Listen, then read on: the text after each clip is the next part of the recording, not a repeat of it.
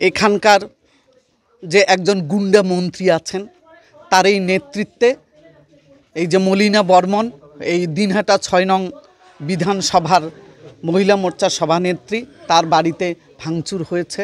ভাঙচুর তো হয়েছে, আসবাবপত্র সব তো নিয়ে গেছে। এমনকি তারা তো প্রান্তিক মানুষ, দিন আনি দিন খায়। তাদের চাল ডাল গ্যাসের ওভেন থেকে শুরু করে ভাতের হাঁড়ি কড়াই সমস্ত কিছু ভেঙেছে, খুন করে দেওয়ার কথা বলছে।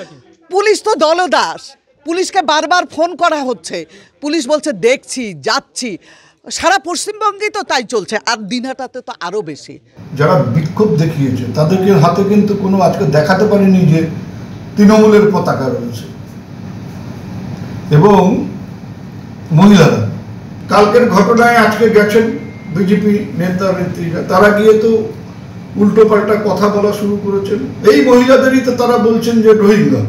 এই ধরনের কথাবার্তা, এই ধরনের কার্যকলাপের ফলে সাধারণ মানুষের মধ্যে যে ক্ষোভ, সেই ক্ষোভের মুখোমুখি এদের করতে হয়েছে। গত 5ই আগস্ট শুভেন্দু অধিকারীর কনভয় হামলা, আর তাই 3 দিনের মাথায় ফের উত্তপ্ত হলো কোচবিহার। বিক্ষোভের মুখে বিজেপির প্রতিনিধি দল, আক্রান্ত দলীয় কর্মীদের বাড়িতে গিয়েছিলেন তারা, আর সেখানে গিয়ে বিক্ষোভের মুখে পড়েন বিজেপি বিধায়করা। দেখুন, পুলিশ প্রশাসন কোথায়?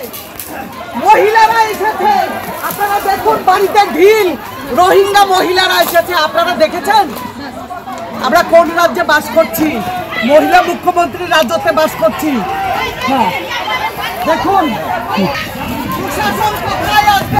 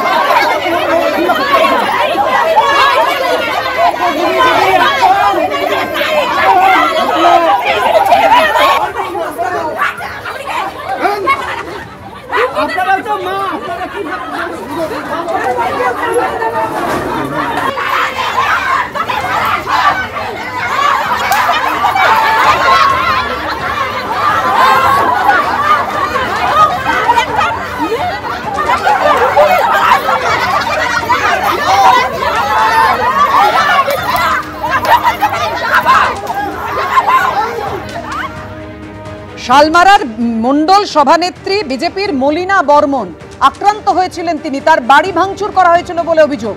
তার বাড়িতে গিয়েছিলেন বিজেপির প্রতিনিধি দল। কি বলেছেন মলিনা বর্মন দেখুন। আমি আর কি বলবো, আমি জমিতে কাজ করি, আমরা গরিব মানুষ, দিন করে দিন খাই। আমার একটাই দোষ, আমি বিজেপি করি। কেন আমরা গরিব দেখি কি আমি বিজেপি করতে পারবো না? আমরা সুরক্ষা চাই। আমি চাই যে আমাদের যারা উদয়নগরের নেতৃত্বে যারা আমার বাড়িতে এরকম মারধর করে আমাদের বাড়ি ঘর ভেঙে গেছে, আমার বাচ্চারা আজকে না খেয়ে স্কুলে গেছে, পড়াশোনা করে বই খাতা সব পূর্ণকালে ছুটে ফেলছে। আমি চাই এদের বিচার হোক, এরা যেন শাস্তি পায়। আমি এটাই বলবো, আর কিছু বলার নেই আমার। আমি আর কি বলবো, ওদের গুন্ডা রাজনীতি। আমরা কালে ঘুমোতে পারিনি দাদা, আমরা সবাই আতঙ্ক, আমরা বাড়ির বাচ্চার বা আমাদের বাড়িতে পরিবার। আমি জানি না আপনারা যাওয়ার পরে আমাদের উপর আবার ওরা হামলাও করবে। ওরা আমাকে কালকে বলছে তুমি বের হও, তোকে খুন করবো। আমাদের জন্য কোনো ক্ষতি হয় সব কিছু উদানগ্রহ দায়ী। ওরা বলছে যে ওদেরকে খুন করবে, কি করার আমি এসছি। পুলিশ প্রশাসনকেও বিশ্বাস করি না। পুলিশ প্রশাসন পরে আসে, ফোন করার পরে আধা ঘন্টা 1 ঘন্টা পর আসে, ওরা বলে যাচ্ছি দিদি যাচ্ছি।